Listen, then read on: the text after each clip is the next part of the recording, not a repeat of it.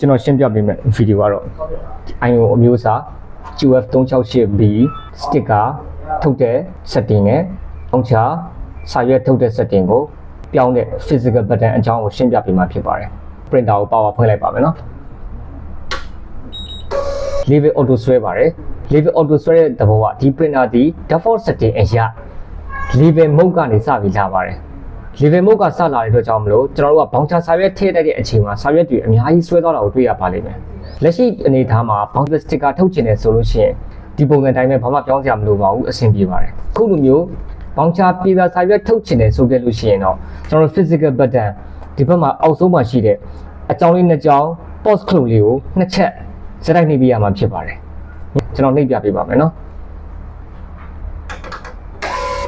နှိပ်လိုက်တဲ့အချိန်မှာ printer နေပြီးတော့စာတကူထွက်လာပါတယ် Enter ESC mode လို့ခေါ်ပါတယ်ဒါကဘောင်ချပြေစာစာရွက်ထုတ်တဲ့ mode လို့ခေါ်ပါတယ်ကျွန်တော် power ပိတ်ပါပြီးရင် power ပြန်ဖွင့်ပါဒါဆိုရင်တော့ဘောင်ချစာရွက်ကိုထုတ်လို့ရပါပြီဘောင်ချစာရွက်မထုတ်ချင်တော့ဘူး label sticker ပြန်ထုတ်ချင်ပါတယ်ဆိုခဲ့ရင်တော့ကျွန်တော် physical button pause ခလုတ်ကိုနှစ်ချက်မြန်မြန်ပြန်နှိပ်ပေးရမှာဖြစ်ပါတယ် Enter label mode ဆိုပြီးဖြစ်သွားပါတယ်label mode ဖြစ်သွားပြီဆိုရင် printer ရဲ့အလိုအလျောက်စနစ်အရ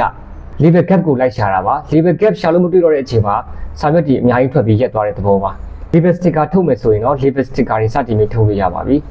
ဟုတ်ကဲ့ကျေးဇူးတင်ပါတယ်